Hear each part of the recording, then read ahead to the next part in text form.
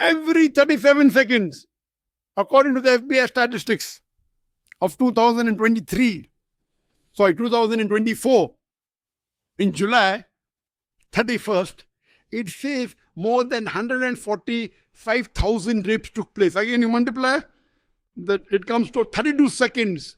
Every 32 seconds, one rape is taking place. You know, I'm giving this lecture in the last about 2 hours. About 2 hours, 10 minutes. So in 2 hours, more than 2 hours, already more than 120 rapes may have taken place. Since the time I'm giving this talk, more than 120 rapes may have taken place in USA. In Islamic Sharia, if you rape a woman, you get death penalty. Death penalty. The Islamic system is wear hijab. A man, if he looks at a woman, lower his gaze, woman wears the hijab. After that, if a man rapes a woman, capital punishment, death penalty. Non-Muslims say, oh, death penalty in this age of science and technology, Islam is a barbaric religion. And when I ask them the question, hypothetically, suppose someone rapes your mother. And if the rapist is brought in front of you, what punishment will you give to the rapist? Believe me, 100%. All of them said, we will give him death penalty. Some went to the extent of saying, we will torture him to death. So if someone rapes your mother, you want to give death penalty. Somebody rapes somebody else's mother, you said death penalty, barbaric law. Why these double standards? I'm asking you the question that if you implement the Sharia, the Islamic law in USA today, that any man looks at a woman, he should lower his gaze. After that, the woman wears the Islamic hijab, complete body covered. The only part that can be seen are the face and hands up to the wrist. And after this, any man rapes a woman, capital punishment, death penalty. I'm asking you the question, will the rate of rape in USA, will it increase? Will it remain the same or will it decrease? It will increase, it will remain the same or it will decrease? Decrease. Simple answer. You don't get an award for that. You implement the Sharia, you get results. So that's the reason Islam, by doing hijab, uplifts the woman.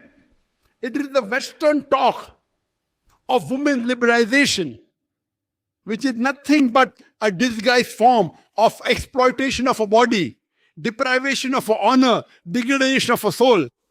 The Western society, when it talks about women's right, women's liberalization, they are nothing but changing the status of a woman to that of a concubine, to that of a mistress, to that of a society butterfly, which are mere tools in the hands of pleasure seekers and sex marketeers, which are hidden behind the colorful screen of art and culture.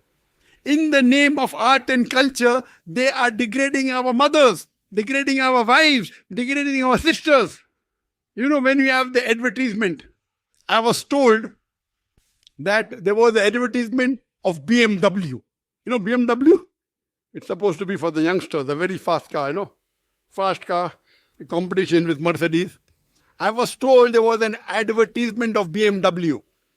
And in the advertisement, there was a girl standing in front of the car. A young girl standing with bikini in front of the car. And the ad read, test drive her now. Who? The girl or the car?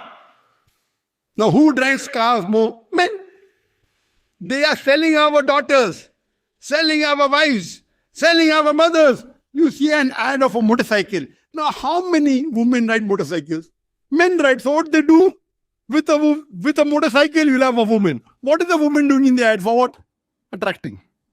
So in the name of women's right, what are they doing? They're selling your daughters. They're selling your mothers. They're selling your wives. So be careful of this trick of the Western civilization. Islam protects the woman, has uplifted the woman, and shows you a way how to maintain the status of the woman.